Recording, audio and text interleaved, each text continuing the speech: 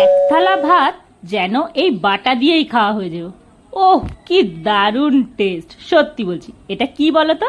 বলছি, চলো তোমাদের সাথে সম্পূর্ণ রেসিপি শেয়ার করি।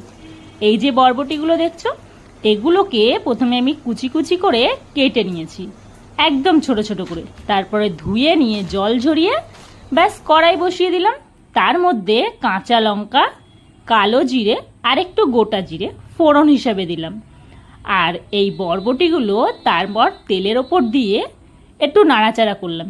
এর মধ্যে আমি কয়েকটা কাঁঠালের বীজ দিয়ে দিয়েছি। আর বরবটিগুলো যেন ভালো মতো সিদ্ধ হয় তার জন্য ওপরে গিয়ে একটু লবণ ছড়িয়ে নাড়াচাড়া করে ঢাকা দিয়ে দিলাম। ব্যাস, এইবার দেখো বরবটির কালারটা কিন্তু কি সুন্দর চেঞ্জ হয়ে যাবে। কি দারুণ লাগে না? এই বরবটি বাটা খেতে অসাধারণ, জানো তো? তোমরা কিন্তু বাড়িতে ট্রাই করে দেখতে পারো। এই দেখো বরবটির কালার কিন্তু সম্পূর্ণ চেঞ্জ হয়ে গেছে। এবার এই বরবটি বাটাগুলোকে বাটা করার জন্য আমি একটা পাত্রে তুলে নেব এবং সম্পূর্ণ বরবটিগুলোকে এক জায়গায় রেখে দেবো ঠান্ডা হওয়া পর্যন্ত অপেক্ষা। ব্যাস, এবার ঠান্ডা হয়ে গেছে প্রায় সম্পূর্ণরূপে। ঠান্ডা হওয়ার পরে আমি এগুলোকে মিক্সচারের মধ্যে ঢেলে নেব পেস্ট করার জন্য।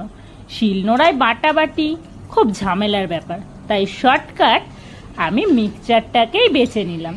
ব্যাস চলো, এবার মিক্সচারের মধ্যে সমস্তটা একবারে দিয়ে আমি চলে যাই গ্রাইন্ড করার জন্য।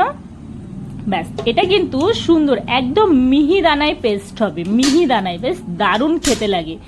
তো চলো আমি চলে যাই এবার মিক্সচার মেশিনের কাছে। ব্যাস, মিক্সচারে দিয়ে দিয়েছি, এবার পেস্ট হওয়া পর্যন্ত অপেক্ষা করি।